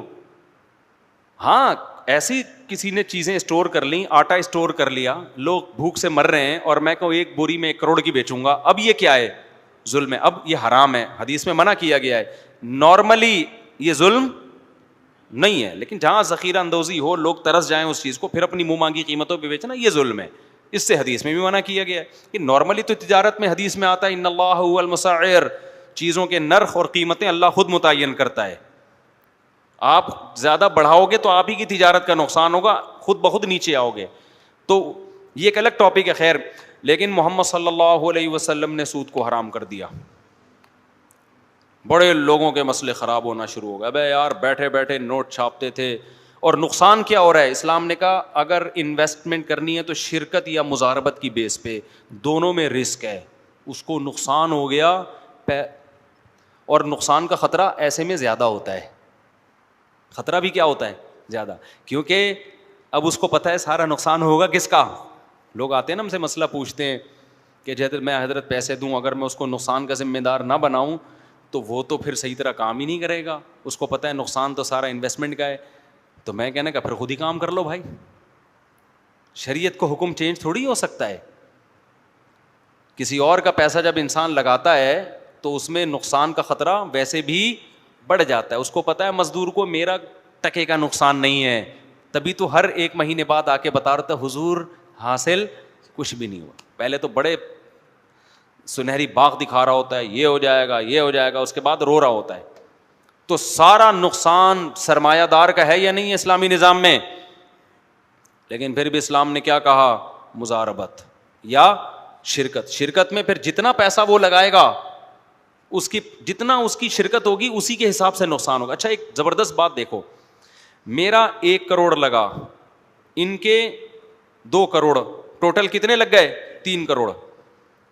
پروفٹ میں ہم کمی بیشی کر سکتے ہیں کہ جو پروفٹ ہوگا 70% میرا 30% آپ کا, یا 70% آپ کا 30% میرا. لیکن نقصان میں ٹوٹل انویسٹر ہی کا نقصان ہے. اگر نقصان ہوا نا تو 2 ان کے 1 میرا, 2/3 نقصان یہ اٹھائے گا, 1/3 نقصان میں اٹھاؤں گا, کیونکہ ٹوٹل انویسٹمنٹ میں 1/3 میرا لگا ہے, 2/3 ان کا لگا ہے. تو جتنا پیسہ زیادہ ہے اسلام کہتا ہے چپت بھی تجھے ہی اتنی بڑی لگے گی. نہیں آ رہی سمجھ میں؟ تو ٹوٹلی فیور اسلام کس کو کر رہا ہے؟ اس شخص کو جس کا پیسہ کم لگا ہوا ہے. تو عام طور پہ غریب کا کم لگا ہوا ہوتا ہے یا لگا ہوا ہی نہیں ہوتا. تو فیور کس کو ہو رہا ہے؟ جس کے پاس پیسے نہیں ہے, جو محنت کر رہا ہے اس کو فیور کر رہا ہے نا اسلام. تبھی تو مالدار لوگوں کو اسلام کے تجارت والے مسائل سمجھ میں نہیں آتے. کہتے ہیں یار یہ اسلام نے پابند, ہم کھلے عام. ابھی دیکھو نا امیزون پہ ایک پاگل آدمی نے میرے خلاف ویڈیو بنا دی. ایک آدمی نے نا امیزون پہ, ایک پاگل ہے, اس نے میرے خلاف ویڈیو بنا دی. میں نے مسئلہ بتایا کہ امیزون پہ جب کوئی چیز آپ خریدتے ہو تو قبضے کے بغیر آگے بیچ نہیں سکتے. یہاں بھی فائدہ نقصان انویسٹر کا ہو رہا ہے کہ تو نے خریدی ہے نا, پیسہ ہے تیرے پاس خریدنے کا, تو یہاں بیٹھ کے تجھے نوٹ چھاپنے کی اجازت نہیں ہے کہ ادھر خریدی, ہوا کچھ نہیں, کسی اور کو وہیں پہ پہنا دی اور نوٹ بیٹھ کے کیا کر رہا ہے اکاؤنٹ میں آ رہے ہیں تیرے. ایسا نہیں ہوتا, رسک لینا پڑے گا. خرید کے اپنے یا اپنے وکیل کے قبضے میں لو, پھر آگے اس کو بیچو. اب ایک فٹیک میں پڑ گئے نا انویسٹر جو امیزون پہ نوٹ چھاپ رہا ہے بیٹھ کے, وہ ایک ٹینشن میں آ گیا کہ نہیں آ گیا؟ غریب تو اس فتوے سے بڑا خوش ہوگا, یار یہ میرا دوست جو ہے نا بٹن دبا دبا کے جو اتنے پیسے کما رہا تھا, مفتی صاحب نے اس کو ڈال دیا ٹینشن میں کہ یہ بٹن دبانے سے پیسے نہیں آئیں گے. فورسٹ ٹریڈنگ میں کیا ہو رہا ہے, گولڈ کی سیل پرچیزنگ, اس میں بھی فتویٰ ہے کہ بھائی گولڈ جب تک آپ کے قبضے میں نہیں آئے گا یا آپ کے وکیل کے قبضے میں نہیں آئے گا اس وقت تک آگے نہیں بیچ سکتے. کرنسی کی ٹریڈنگ بھی ایسا ہی ہے, دونوں طرف سے قبضہ ضروری ہے, آپ کے اکاؤنٹ میں اور اس کے اکاؤنٹ میں, یا آپ کا وکیل قبضہ کرے. تو اس میں بھی ایسا نہیں ہو سکتا کہ یہ بے صرف کہلاتی ہے نا, تو دونوں طرف سے قبضہ ضروری ہے. اب اکثر کروڑ پتی لوگ یار یہ کیا ٹینشن ہے یار, پھر ہم اس کو طریقہ بتاتے ہیں کہ بیچو نہیں, بیچنے کا وعدہ کر لو. کہتے ہیں اچھا وعدہ کرنے کے بعد کیا ہوگا؟ بھائی وعدہ کرنے کے بعد یہ ہوگا کہ آپ کہنا کہ میں تمہیں دلا دوں گا. حضرت وہ اگر عین وقت پہ نہ لے تو نہ لے تو نہ لے, وعدہ تو وعدہ ہوتا ہے, کوئی بے مکمل تھوڑی ہوئی ہے. ایگریمنٹ جو خرید و فروخت کا تھا جس سے مل کے ٹرانسفر ہوتی وہ تھوڑی ہوا ہے. اس پہ ایک صاحب نے میرے خلاف کلپ بنا دیا کہ بھائی یہ جو نبی صلی اللہ علیہ وسلم نے کہا ہے نا کہ قبضے سے پہلے مت بیچو, تو وہ اس لیے نبی نے منع کیا ہے. ایک تو مفتی تو پتھر اٹھاؤ مار نکلتا ہے پاکستان میں, تو وہ اس لیے نبی صلی اللہ علیہ وسلم نے منع کیا ہے کہ پتہ نہیں کیا چیز ہو وہاں پہ, جب آپ دیکھ لو پہلے قبضہ کر کے کہ ہے بھی یا نہیں, ورنہ آپ کو نقصان ہو سکتا ہے. اس نقصان سے بچانے کے لیے آج تو پتہ ہوتا ہے بھائی کمپنی کی چیز ہے, سب کو پتہ ہے اس میں جھوٹ اور دھوکہ نہیں ہو سکتا. نیچے لوگوں نے کہا واہ, اور میرے خلاف نا کہ یہ اشارہ میری طرف ہی تھا کہ یہ مولویوں نے دین کو مشکل بنا دیا, یہ کر دیا وہ کر دیا. تو وہ یہ پاکستان میں جو جس فیلڈ کا نہیں ہے اس کو ٹانگ اڑانی ہے لازمی. نیچے لوگوں نے کمنٹس لکھے ہوئے زبردست, ویل ڈن. او بھائی یہ نبی نے جو منع کیا نا قبضے سے پہلے بیچنے پر, اس کی وجہ یہ نہیں ہے کہ پتہ نہیں کیا نکلے. یہ تو ایک الگ چیز ہے, اس کو خیار رویت کہتے ہیں. اسلام آپ کو یہ حق دیتا ہے کہ آپ نے جو چیز دیکھے بغیر خریدی ہے, جب دیکھا تو اس کو واپس کرنے کا حق رکھتے ہو آپ, یہ ایک الگ بحث ہے. وہاں دھوکے سے اس طرح سے بچایا ہے. اس کا اصل وجہ یہ ہے کہ نبی صلی اللہ علیہ وسلم نے الخراج بالضمان, کہ جس چیز کا بھی آپ پروفٹ اٹھا رہے ہو اس کا رسک لینا ضروری ہے. قبضے سے پہلے وہ چیز آپ کے رسک میں نہیں آتی, زمان میں نہیں آتی. دیکھو گندم جو ہے نا, گندم کی ایک بوری ہے, میں نے اس میں سے 1 کلو خرید لیا آپ سے کہ یہ اس بوری میں سے 1 کلو گندم کس کی ہے, میری. ابھی میں نے اس کو نکالا نہیں الگ, وہ اسی کے اندر مکس ہے. آگے میں نے کسی اور کو پہنا دی کہ 10 کلو یہ میں نے لی تھی 100 روپے کی, 1 کلو میں نے 100 روپے کی لی گندم, ابھی قبضے میں لیے بغیر میں نے وسیم کو بول دیا یہ میں نے 110 کی آپ کو بیچی. اب بتاؤ اس دوران وہ گندم اگر ہلاک ہو جاتی, نقصان کس کا ہوتا؟ دکان والے کا ہوتا. رسک وہ اٹھا رہا ہے اور پیڑے کون کھا رہا ہے؟ صرف زبانی جمع تفریق کے پیسے میں لے رہا ہوں. اس سے اسلام منع کر رہا ہے. اسلام کہہ رہا ہے پہلے اس کو 1 کلو کو الگ کرو, 1 کلو کو الگ کرو. جب آپ نے الگ کر لیا نا, دکاندار کہے گا یہ بوری آپ کی ہے, یہ یہاں رکھی ہوئی ہے الگ کر کے. اچانک کوئی آفت آتی ہے, کوئی زلزلہ آتا ہے, یا کوئی بندہ اسپرے کر کے چلا گیا غلطی سے, اس گندم پہ بھی کر دیا اس نے کیڑے مار دوا. اب جو کسٹمر آئے گا نا وہ کہے گا میں نہیں لے رہا یہ ٹھیک ہے نا, وہ کیا کہے گا؟ میں نہیں لے رہا بھائی. تو اب یہ کیونکہ اس کو حق ہے کہ وہ جب ایک چیز عیبدار ہو گئی تو وہ نہ لے. اب نقصان کس کا ہوگا؟ میرا ہوگا. دکاندار کہے گا میں نے حضرت آپ کو بیچ دی تھی, یہاں رکھ دی تھی, اب یہ جو بھی ہوا ہے میری غلطی سے تھوڑی ہوا ہے. آگ لگ گئی دکان میں, خدا نہ خواستہ اس کی غلطی سے نہ لگی ہو, دکاندار نے جان کر کچھ کیا تو ایک الگ بات ہے. یا کوئی بھی اس میں مسئلہ ہو گیا, چوری ہو گئی, ڈاکو آیا اور وہ بوری اٹھا کے لے گیا, اب اس میں تو دکاندار کا قصور نہیں ہے نا. تو اسلام کہتا ہے نقصان کس کا ہے؟ جس نے یہ خرید کے اس پہ 10 روپے پروفٹ کما رہا تھا, یہ نقصان اس کا ہے. تو رسک لینا پڑے گا پھر پروفٹ کماؤ گے. رسک اس کا ہے, آپ صرف یہاں سے وہاں پہنانے کے پیسے لے رہے ہو. یہ پیسے اسلام آپ کے لیے لیگل قرار, یہ گورا تو کرے گا کیونکہ گوروں کے تو مزے ہیں اس میں, کروڑ پتی لوگ ارب پتی بن گئے ہیں. خدا نہیں اس کو راضی, خدا اس پہ راضی نہیں ہوتا, خدا تھوڑی اس پہ راضی ہوتا ہے. اس طرح تو لوگ بیٹھ کے بٹن دبا کے نوٹ چھاپتے رہیں گے اور غریب غریب سے غریب اور امیر امیر سے امیر تر. کچھ تو رسک لو نا آپ. اتنا رسک لینا ضروری ہے کہ کم سے کم اس کو نکال کے بے شک اسی کی دکان میں الگ رکھ دیا جائے. وہ دکاندار کہتے یہ تیرا ہے, اس کا ذمہ دار اب میں نہیں ہوں, اٹھا کے لے جا. کوئی چوری ووری ہو گیا میں ذمہ دار نہیں ہوں. سمجھتے ہو کہ نہیں سمجھتے؟ تو یہ زمان, یہ شریعت کے الگ احکام ہیں. تو نبی صلی اللہ علیہ وسلم نے قانون سازی جو کی, نقصان کس کو ہو رہا تھا؟ مالداروں کو. مزے میں کون آ رہا تھا؟ غریب. لیکن آپ نے مالداروں کی پرواہ نہیں کی, مالداروں کی پرواہ نہیں کی آپ صلی اللہ علیہ وسلم, بلکہ مالداروں پہ اور ٹینشنیں آئی ہیں. جب آپ صلی اللہ علیہ وسلم نے حضرت معاذ بن جبل کو یمن کا گورنر بنا کے بھیجا تو ان کو حکم دیا کہ ان کو بتانا تمہارے رب نے تم پہ زکوٰۃ فرض کی ہے, جو تمہارے مالداروں سے لی جائے گی جبرن, زبردستی. حدیث میں جبر کے الفاظ نہیں, لیکن مراد یہی ہے زبردستی لی جائے گی. صحیح ہے نا؟ دی کس کو جائے گی؟ وَتُرَدُّ إِلَىٰ فُقَرَاء يُؤْخَذُ مِنْ أَغْنِيَائِهِمْ, انہی کے مالداروں سے لے کے وَيُرَدُّ إِلَىٰ فُقَرَائِهِمْ, اور انہی کے فقیروں میں بانٹ دی جائے گی. ہم نہیں لیں گے وہ, ورنہ حکومتیں کہتی ہیں, گورنمنٹ کہتی ہے کون لے گا؟ ہم لیں گے. گورنمنٹ تو خود لیتی ہے نا. ٹھیک ہے, گورنمنٹ کہتی ہے کہ پبلک کے لیے لے رہے ہیں, کہنے پر گورنمنٹ کی طرف سے کوئی پابندی نہیں ہے. لیکن آپ دیکھ لو حکمرانوں کو ماشاءاللہ کہاں سے کہاں پہنچ گئے زکاتیں لے کے. تو ڈائریکٹ, اور پھر زکات میں تملیغ بھی ہے, کیونکہ اس میں دھوکہ گڑبڑ یہ ہوتی کہ آپ امیروں سے لیتے اور کہتے ہم غریبوں کے مفاد پہ خرچ کریں گے, پھر غریبوں کے ان مفاد میں خرچ کرنا شروع کر دیتے جس کا غریب کو ہو سکتا ہے وہ غریب اس پہ راضی نہ ہوتا. کیا سا بڑا زبردست نظام ہے یار, زکوٰۃ میں تملیغ ضروری. تملیغ کا کیا فائدہ ہوگا؟ غریب کو مالک بنانا پڑے گا. وہ پھر مالک کا مطلب اس کے مکمل اختیارات ہوں. آج دنیا میں جو ٹیکس لیے جاتے ہیں, غریب کو مالک نہیں بنایا جاتا. بہت ساری ایسی مد پہ خرچ کیا جاتا ہے کہ غریب سے اگر پوچھو گے وہ کہے گا بھائی میں اس پہ راضی نہیں ہوں. تو بتاؤ اسلامی قانون میں غریب کا فائدہ ہے یا گوروں کے قانون میں؟ تملیغ ضروری. لوگ ہم سے کہتے ہیں نا کہ حضرت میرا ایک غریب بچہ اسکول میں پڑھتا ہے, میں اس کی طرف سے فیس دے سکتا ہوں, اسکول میں زکوٰۃ ادا ہو جائے گی؟ ہم کہتے ہیں نہیں ہوگی, کائنڈلی اس سے زکوٰۃ ادا نہیں ہوگی. مالک بنانا ضروری ہے. مالک بناؤ, وہ جو چاہے کرے.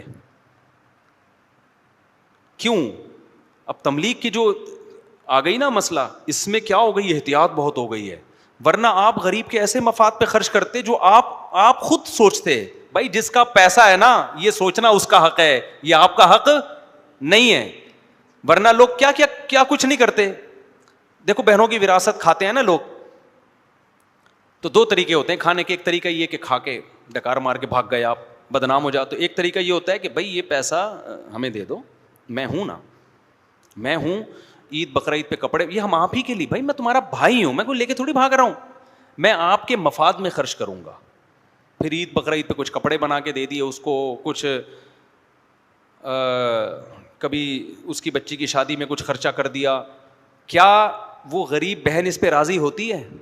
اس سے پوچھا جائے, وہ کہے گی بھائی جتنی میں اپنی خیر خواہ ہوں نا, جتنا مجھے اپنے بارے میں پتہ ہے کہ مجھے بقرعید کے کپڑے بنانے ہیں یا عید کے کپڑے بنانے ہیں, یہ مجھے زیادہ پتہ ہے. اس کی مثال دیکھو, آپ جب تنخواہ لیتے ہو آفس سے, تو اگر وہ 1,00,000 روپے تنخواہ تھی, آپ کے باس کہے کہ اب آپ کو 1,00,000 نہیں ملیں گے, ہم آپ کے مفاد میں اس کو خرچ کریں گے, آپ کے قوم کے وسیع تر مفاد میں. آپ جب بیمار ہوگے تو علاج کون کرائے گا؟ ہم کرائیں گے. آپ کی گاڑی کو کچھ ہو گیا تو مسئلہ ہمارا ہے.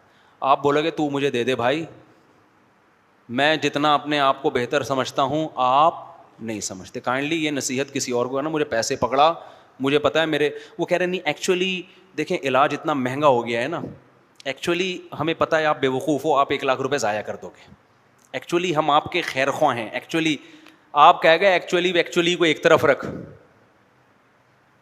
مجھے چاہیے پیسہ.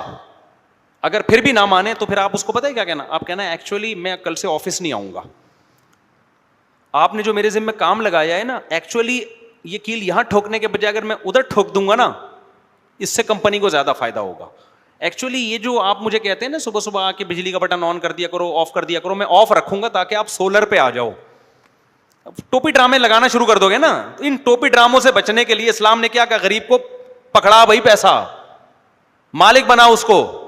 ہاں وہ غریب جو نابالغ ہے اس کو ڈائریکٹ دینے میں نقصان ہے. نابالغ بچے میں شعور نہیں ہوتا, اس لیے اس کا ولی اس کا باپ ہے, تو اس کی وراثت اس کی, اگر باپ غریب ہے تو نابالغ بچے کی زکوٰۃ کس کو دی جائے گی؟ اس کے باپ کو. لیکن پھر اس کے باپ پر پابندی ہے, 1 روپیہ بھی نہیں کھا سکتا اس میں. پھر لا, اسلامی لا جب آپ اٹھائیں گے نا, پھر اس میں یہ کہ باپ اس سے پراپرٹی تو خرید سکتا ہے, گولا گنڈا نہیں خرید سکتا, کیونکہ وہ ختم ہونے, صدقہ بھی نہیں کر سکتا اس سے, صدقہ بھی نہیں کر سکتا. اب بعض فقہا اس کے قائل ہیں کہ اس سے صدقہ جائز ہے, کیونکہ یہ بچے کا فائدہ ہی فائدہ ہے, اس میں صدقہ آخرت میں ذخیرہ.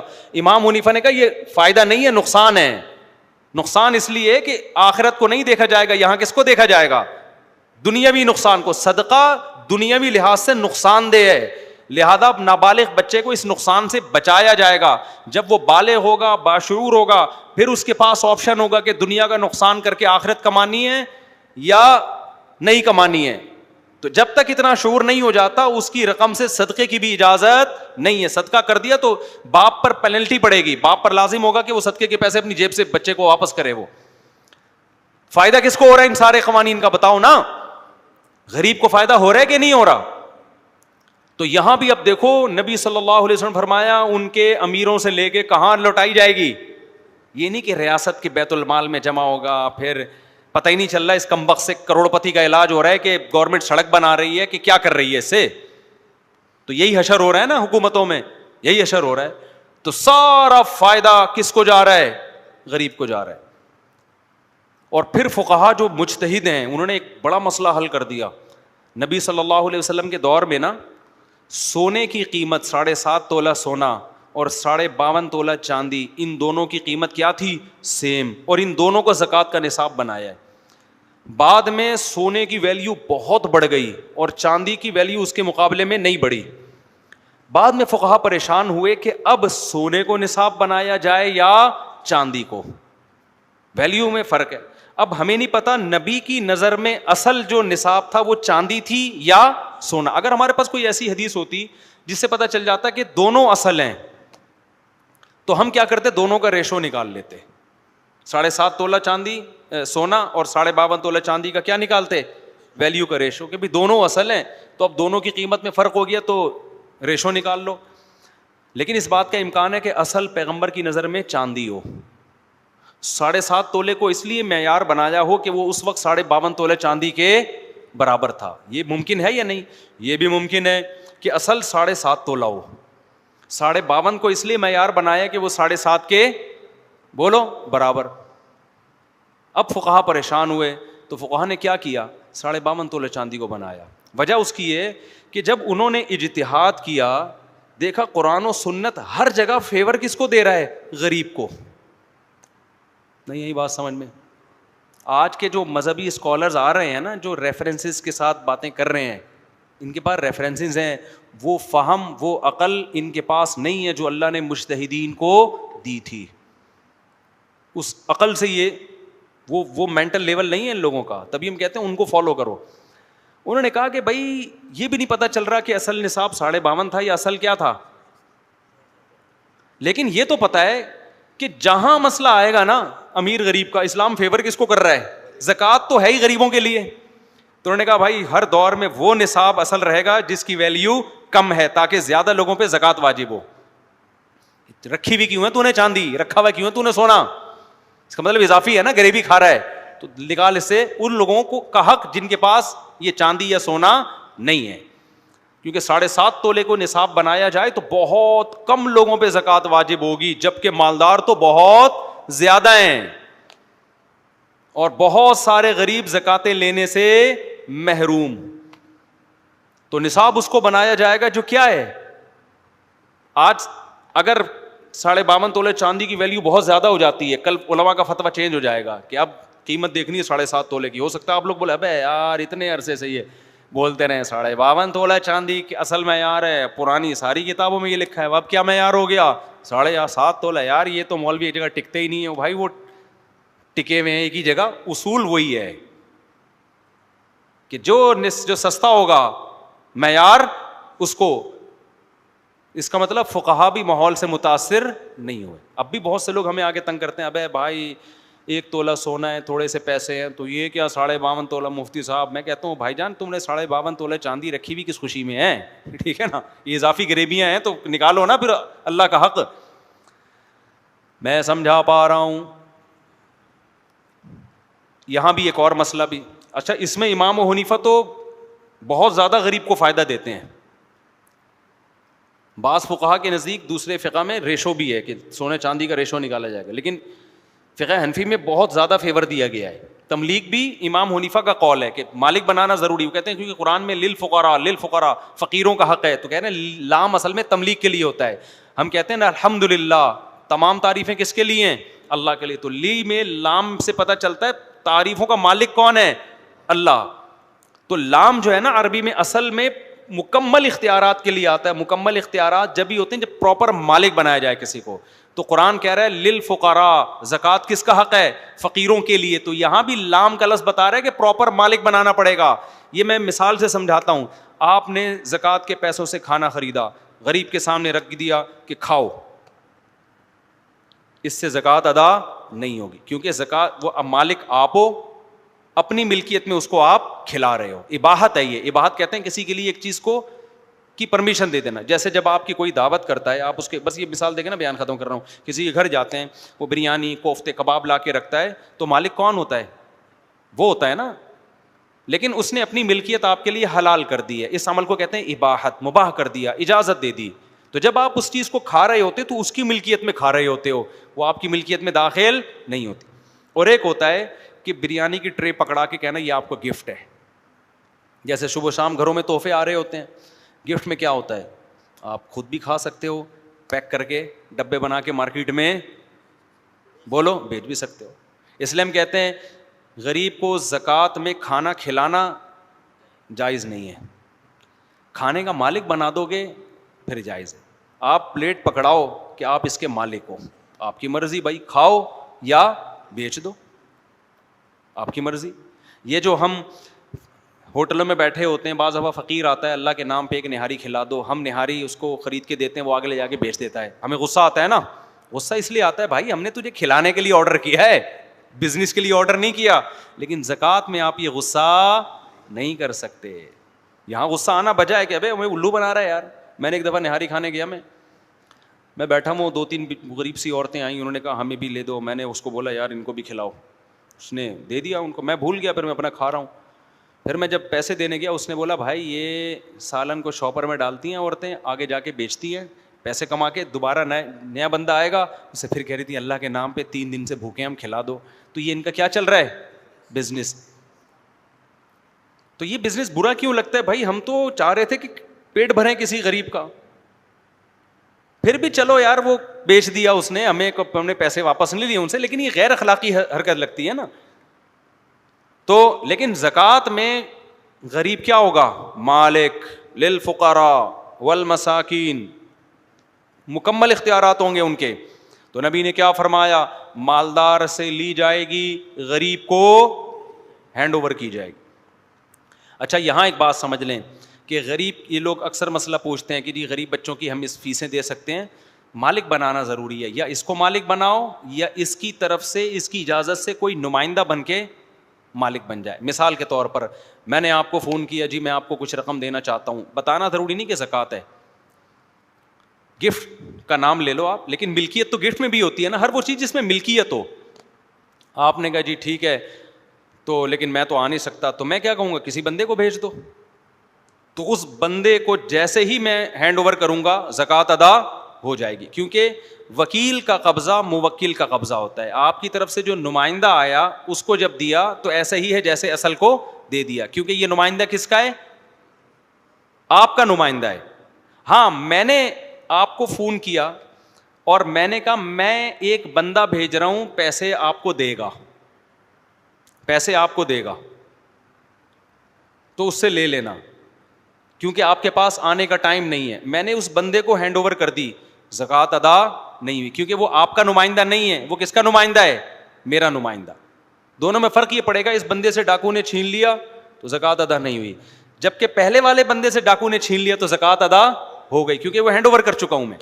اب سمجھو, جب آپ کسی غریب کی فیس دینا چاہتے ہیں نا, اور غریب بالغ ہو, تو پھر اس کا طریقہ یہ ہے کہ آپ اس کو بولو کہ یار میں کچھ رقم آپ کو دینا چاہتا ہوں منتھلی, لیکن آپ چونکہ ٹیوشن بھی پڑھ رہے ہو, تو اگر میں یوں کر لوں کہ ڈائریکٹ آپ کو دینے کے بجائے اس ٹیچر کو دے دیا کروں جس کو آپ نے فیس دینی ہے, تو وہ میں ہی دے دیا کروں, تو آپ کی طرف سے اجازت ہے, وہ کہے ہاں اجازت ہے. اب یہ وکیل کا قبضہ, جو ٹیچر ہے نا وہ اس بچے کا وکیل بن کے قبضہ کرے گا, اب زکوٰۃ ادا ہو جائے گی.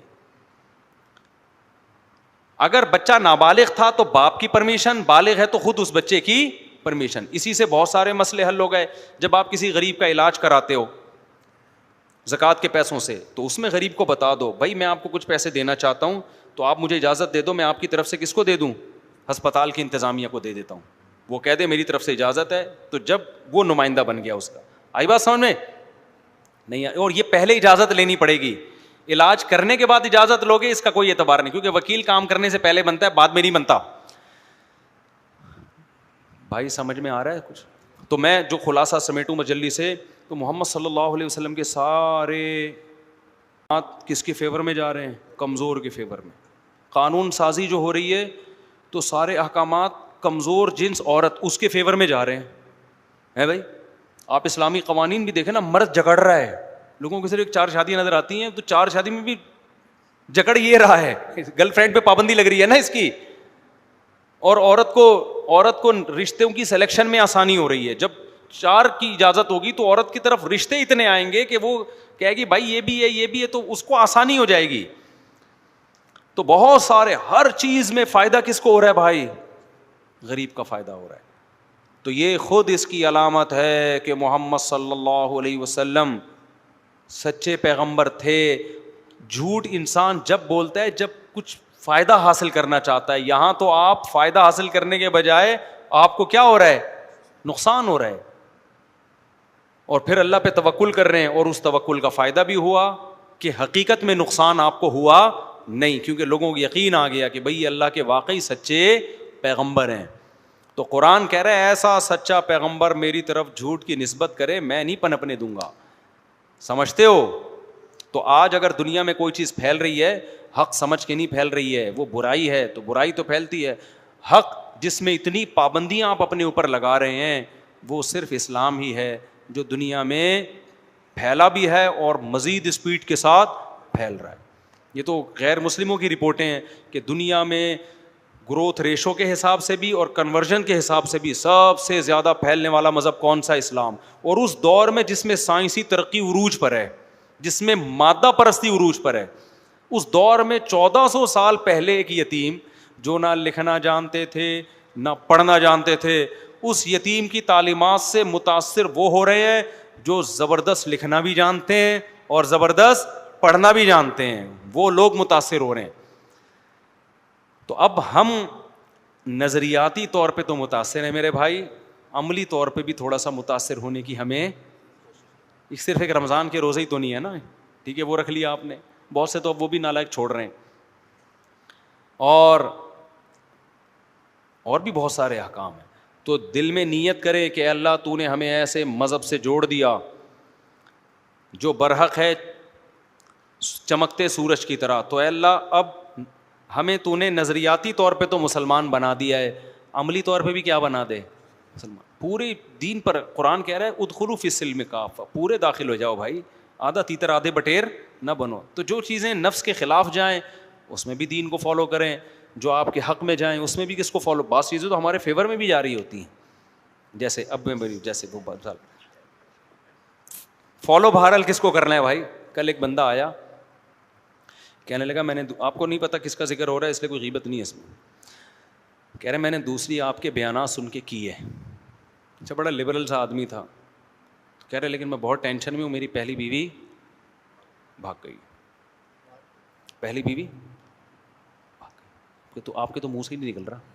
میں نے تو پھر بھی آہستہ سے بولا, تو میں نے کہا کہاں گئی ہے؟ کہہ رہے کورٹ چلی گئی ہے, خلا لے رہی ہے. تو میں نے کہا آپ کورٹ جانا, آپ بولنا کہ میں حقوق ادا کر رہا ہوں اور میرا جرم صرف یہ ہے کہ میں نے دوسری کی ہے, لیکن میں اس کے پورے حقوق ادا کروں گا. پھر بھی اگر کورٹ خلا دے دیتی ہے تو آپ خلا کے پیپر پہ سائن نہ کرنا, تو پھر خلا شرعن نہیں ہوگا.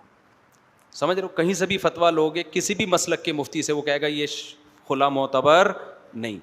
لیکن اگر آپ نہیں گئے کورٹ میں نہ جانا, بعض دفعہ مفتی بھی یہ پابند ہوتا ہے یہ سمجھنے پر کہ اس نے اپنے اوپر لگنے والے الزامات کو تسلیم کر لیا ہے. بعض دفعہ یہ کیس کی نوعیت ایسی ہوتی ہے, عورت نے الزام لگایا تو پھر یہ لگتا ہے کہ بھائی یہ نہیں جانا اس کی علامت, تو آپ جانا ضرور, اور عدالت کو یہ گواہ بیان دینا کہ میں اس سے دل سے محبت کرتا ہوں. اور میں نے کہا جھوٹا بیان نہیں دینا ٹوپی کرانے کے لیے, اگر دل میں ہے تو یہ بیان دینا, نہیں ہے تو پھر بول دینا بھائی میں پاگل ہوں, جو ہے وہ جھوٹ نہیں بولنا. میں رکھنا چاہتا ہوں, مجھے اس سے بہت محبت ہے, کورٹ کے میں جب اسٹیٹمنٹ ہوگی نا اس کا بھی اثر پڑتا ہے, اور میں نے دوسری کی ہے شریعت کے حکم کی وجہ سے. لیکن کورٹ پھر اگر اس کو خلا کی پھر بھی پکڑا دیتی ہے تو وہ خلا شرعن معتبر نہیں ہے. آپ 2-4 بنیوری ٹاؤن ہے, دارالعلوم کرنگی, کہیں سے بھی فتویٰ لے کے بیگم کے گھر بھیج دینا اور پھر زندگی گزارنا اپنی آرام سے ہنسی خوشی. تھوڑے دنوں کے بعد مجھے پوری امید ہے انشاءاللہ وہ واپس آ جائے گی. جذباتی کوئی فیصلہ دھڑ طلاقیں نکال دیتا ہوں, بھائی ابھی یہ ہوگا, یہ سائیڈ افیکٹ ہیں, تم نے بھی تو. اچھا پھر کہتے ہیں نہیں میں اتنا پھر نا بہت غمزدہ. اس کا دوست بھی تھا ساتھ میں نے کہا شہد کھا رہے ہو چھتے سے ڈائریکٹ نکال کے, اور کہو مکھیاں نہ کاٹیں. ایسے پیڑے کھا کے لوگوں کو 4 بیویاں مل رہی ہوتی ہیں, ساری دنیا پاگل ہے کیا؟ کیونکہ میرے استاذ نے مجھے یہی سمجھایا تھا, جب میں دوسری کر کے ان کے پاس گیا تھا نا, رو رہا تھا میں بھی, تو انہوں نے مجھے یہ سمجھایا تھا کہ لوگ شہد کے چھتے میں ہاتھ ڈال کے شہد نکال رہے ہیں اور کہتے ہیں مکھیاں کاٹ رہی ہیں, اور یہ جو ہے شہد کے چھتے میں منہ دے کے شہد پی رہا ہے اور کہہ رہے ہیں کہ مکھیاں کاٹ رہی ہیں. تو بھائی یہ تو ہوگا. تو میں شرمندہ ہو کے آ گیا تھا. میں نے کہا یار موٹیویشن گئی تیل لینے, اب اکیلے ہو, اب صبر کرو, اور آپ کے پاس تو اللہ نے مجھے ٹوٹی پھوٹی صبر کی توفیق بھی دے دی تھی, ورنہ ایسے ایسے کچھ ہوتا ہے کہ آدمی پاگل ہو جاتا ہے.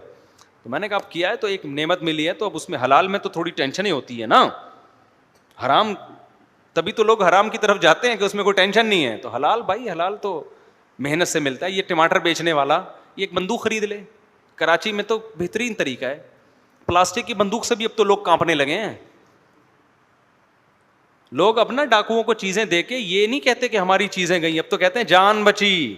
اب کوئی ڈاکو کو 8 لاکھ کا موبائل دے کے آ جائے نا گھر میں, تو اماں اس پہ نہیں روتی موبائل گیا, اماں کہتی بچہ زندہ سلامت واپس آ گیا میرا بچہ, وہ صدقے نکال رہی ہوتی ہے اس کی. تو یہ ٹماٹر والا بے وقوف ہے بھائی, بندوق نہیں خریدتا. رکشا چلانے والا بے وقوف ہے, سارا دن آوازیں بھی سنتا ہے اور لوگوں کو بھی ٹینشن دیتا ہے غلط ڈرائیونگ کر کے. تو حلال ہے بھائی, حلال میں کیا ہے, ٹینشنیں ہیں. تو جب دوسری شادی ہوگی تو ٹینشن تو ہوگی. تو اس کا طریقہ یہ 1 سال کے لیے ابھی بھول جاؤ سکون کیا ہوتا ہے, خوشیاں کیا ہوتی ہیں. 1 سال کے بعد انشاءاللہ آہستہ آہستہ خوشیاں واپس آنا شروع ہوں گی, سگنل بحال ہونا. جب آپ چاند پہ جاتے ہیں سگنل یہاں کام نہیں کرتے, یہاں ہو گئے سگنل. ابھی آپ سمجھو چاند پہ گیا ہوا ہوں میں, بہت بلندیوں پہ پہنچا ہوا ہوں. جیسے جیسے آپ کی شٹل جو ہے وہ نیچے آئے گی نا, آہستہ آہستہ زمین میں سگنل آپ کے, جیسے ہم جہاز سے جب نیچے اترتے ہیں فلائٹ موڈ آن ختم کرتے ہیں تو آہستہ آہستہ سگنل ایک دم سے نہیں آ جاتے. تو آپ کے 1 سال کے بعد سگنل آنا شروع ہوں گے, آپ کو پتہ چلے گا میں نے کیا ہے, پھر انشاءاللہ سیٹ ہو جائے گا معاملہ. تو ایک دم سے نہیں ہوتا. تو میں یہ کہہ رہا تھا کہ کچھ چیزیں ہمارے اگینسٹ ہیں, کچھ ہمارے موافق ہیں, لیکن ہم نے اسلام کو میرے بھائی مکمل فالو کرنا ہے. اللہ سمجھنے کی عمل کی توفیق عطا فرمائے. وما علینا الا البلاغ.